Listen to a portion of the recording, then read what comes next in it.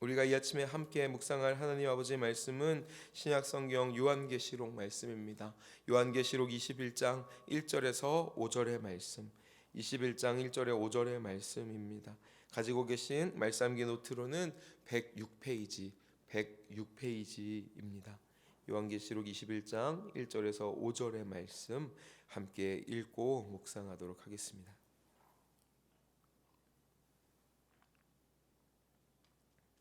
우리 다 찾으신 줄로 믿고 제가 한 절 여러분 한 절 교독하시고 5절은 함께 읽도록 하겠습니다.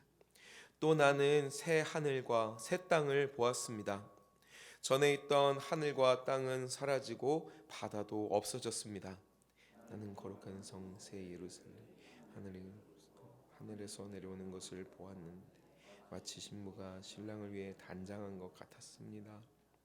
그때 나는 보좌에서 큰 소리로 이렇게 말하는 것을 들었습니다. 이제 하나님의 집이 사람들과 함께 있다. 하나님께서 사람들과 함께 계시고 그들은 하나님의 백성이 될 것이다. 하나님이 몸소 그들과 함께 계셔서 그들의 눈에서 모든 눈물을 씻어 주실 것이니 다시는 죽음도 없고 슬픔도 없고 우는 것도 아픔도 없을 것이다. 이것은 전에 있던 것들이 다 사라져 버렸기 때문이다. 함께 읽겠습니다. 그때 보좌에 앉으신 분이 이제 내가 모든 것을 새롭게 한다 하시고 이어서 이 말은 진실하고 참되다. 너는 이것을 기록하여라 하고 말씀하셨습니다. 아멘. 우리 함께 각자 묵상하시고 또 하나님 주시는 마음들 또 받는 시간, 또 생각하는 시간 갖도록 하겠습니다.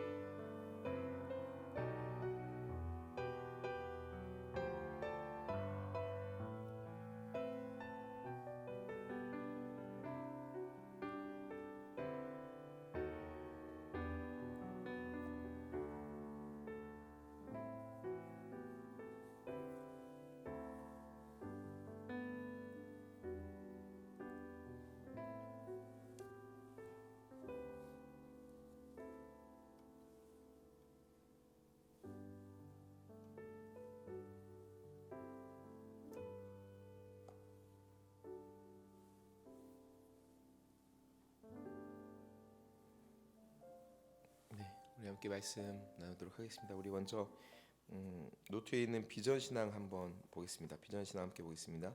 믿는 자들에게 기쁨과 즐거움이 충만합니다. 믿는 자들에게 기쁨과 즐거움이 충만합니다. 우리 시편 말씀 함께 읽겠습니다. 시작. 주께서 생명의 길을 내게 보이시리니 주의 앞에는 충만한 기쁨이 있고 주의 오른쪽에는 영원한 즐거움이 있나이다. 아멘. 우리 주님 믿고 의지하고 따라가는 우리들에게 기쁨과 즐거움이 있는 이유는 지금 순간이 즐겁기 때문이 아니라 우리에게 주신 그 길이 생명으로 향하는 복된 길이기 때문인 줄 믿습니다. 우리의 목자 되시는 주님이 먼저 걸어가신 그 길을 따라갈 때에 주님이 우리를 위하여 예비하신 그 영원한 아버지 집으로 향하게 되는 줄 믿습니다. 그 소망이 우리에게 있을 때 우리는 영원한 잃을 수 없는 잃어버릴 수 없는 기쁨과 즐거움으로 충만하게 살아가게 되는 줄 믿습니다. 그 소망을 우리는 계속 이 아침에도 묵상할 것입니다. 우리가 함께 묵상하고 있는 요한계시록의 이 대서사시도 이제 마지막을 향해 달려가고 있는 것이죠. 소아시아의 7교회로 대표되는 하나님의 교회들을 향한 당부의 말씀, 위로의 말씀, 경고의 말씀, 그 소망의 말씀이 이제 마지막 하나님 나라의 영광을 향하여 가고 있습니다. 우리가 함께 묵상한 20장까지 우리가 20장까지 묵상을 하면서 용과 짐승 그리고 음녀 바벨론의 그 존재에 대해서 다시금 생각하고 또한 깨닫고 하나님을 대적하는 자들이자 우리의 대적인 그들이 어떤 최후를 맞이하게 되는가 이것을 살펴보았습니다. 하나님과 그 어린 양 그리고 그분의 백성의 승리가 영광스럽고 찬란한 만큼 악의 세력의 종착지가 처절하고 처참할 것이다 라는 말씀을 우리는 보았습니다. 그리고 중요한 것, 우리가 그렇다면 어느 편에 서야 하며 어떻게 살아가야 하는가 우리는 함께 묵상을 했습니다. 이제 21장의 말씀은 하나님의 백성인 우리에게 하나님께서 주시는 그 마지막이 어떠한 모습인가, 그것이 얼마나 영광스럽고 아름다운가 이것을 보여주고 있습니다. 우리 함께 1절 말씀을 읽도록 하겠습니다. 1절 말씀 함께 읽겠습니다. 시작. 또 나는 새 하늘과 새 땅을 보았습니다. 전에 있던 하늘과 땅은 사라지고 바다도 없어졌습니다. 아멘. 사도 요한은 새 하늘과 새 땅을 바라봅니다. 전에 있던 하늘과 땅, 바다가 사라진 새로운 하늘과 땅을 보게 되는 것이죠. 어둠과 악의 흔적은 이제 찾아볼 수가 없습니다. 피 흘리기까지 싸웠던 우리의 지난 그 아픔의 흔적 역시도 다 사라졌습니다. 처음 지으셨던 이 세상처럼 하나님 보시기에 좋았더라 라고 할 만큼 새로운 아름다운 세상이 펼쳐지고 있습니다. 그리고 그곳에 거룩한 성 새 예루살렘이 도래합니다. 우리 함께 2절 읽을까요? 2절입니다. 시작. 나는 거룩한 성 새 예루살렘이 하나님에게서부터 하늘에서 내려오는 것을 보았는데 마치 신부가 신랑을 위해 단장한 것 같았습니다. 아멘. 요한은 새 예루살렘을 향하여서 새 예루살렘에 대하여서 두 가지로 표현하고 있습니다. 첫 번째, 거룩한 성이다라고 이야기합니다. 거룩한 성. 새 예루살렘은 바벨론하고 대조되는 하나님의 도성입니다. 그 예루살렘의 첫 번째 특징을 무엇이라고 얘기합니까? 거룩하다라고 이야기하고 있다는 것이죠. 이와 반대로 바벨론은 어떤 성이었다라고 표현됐었는지 여러분 기억하십니까? 바벨론은 큰 성이다, 큰 도시다라고 이야기했었습니다. 계시록에 기록되어 있었던 것처럼 바벨론은 온갖 값진 옷과 귀금속으로 꾸미고 불을 쌓고 힘과 권력, 명예로 한껏 높아졌던 도시였습니다. 그러나 하나님이 완성하시는 새하늘과 새 땅, 그리고 그 나라는 바벨론과 같지 않다라고 주님 지금 말씀하고 계신다라는 것이죠. 그렇다면 그렇게 찬란한 바벨론과는 달리 하나님의 나라 새 예루살렘은 과연 비루하고 초췌하고 볼품없는 그런 곳일까요? 결코 그렇지 않습니다. 새 예루살렘 역시 오히려 그 이상으로 아름답고 찬란하고 그 영광이 가득하다고 이야기합니다. 우리가 오늘 아니라 함께 다음 주 월요일 날 묵상하게 될 21장의 뒷부분을 보면 그 아름다움과 찬란함에 대하여서 놀랍게 묘사하고 있는 것을 볼 수 있습니다. 그러나 새 예루살렘 역시도 바벨론과 같이 아름답고 찬란하지만 바벨론과는 전혀 다른 특징을 갖는다고 이야기합니다. 무엇입니까? 바로 거룩함입니다. 거룩함. 새 예루살렘은 거룩한 성이라고 이야기합니다. 하나님과 함께 있는 성입니다. 하나님의 성품을 특징으로 하는 곳이고 하나님의 말씀대로 다스려지고 이루어지는 곳, 그것으로 충분한 곳이 거룩한 성 새 예루살렘이라고 이야기하고 있다라는 것이죠. 사랑하는 여러분, 우리가 거룩한 성 새 예루살렘을 묵상하면서 반드시 짚어야 하고 깊이 생각해야 하는 부분이 있는 줄 믿습니다. 그것이 무엇입니까? 우리는 과연 큰 성을 사모하는가? 아니면 거룩한 성을 사모하는가입니다. 내 삶 안에 가득 채워지기를 원하는 모습, 내가 채우기를 원하는 모습이 큰 것, 그 큼인지 아니면 거룩함인지 우리는 생각하고 살펴보아야 한다라는 것이죠. 하나님의 말씀은 우리에게 분명하게 증거하고 있습니다. 하나님이 이루실 새하늘과 새 땅, 그 나라 예루살렘은 거룩한 성이다라는 것이죠. 우리가 가고 싶은 곳, 우리가 누리고 싶은 곳, 우리가 꿈꾸는 곳이 온갖 값진 옷이나 아니면 귀금속으로 꾸며졌으며 불을 쌓고 힘과 권력, 명예로 한껏 높아지는 큰 성이라면 우리는 결코 하나님의 나라에 들어갈 수 없다라는 것입니다. 그것이 아니라 그저 하나님과 함께하기를 소망하는 사람들, 하나님의 성품을 쫓아 거룩하기를 바라는 자만이 하나님 나라에 들어가게 되는 줄 믿습니다. 왜요?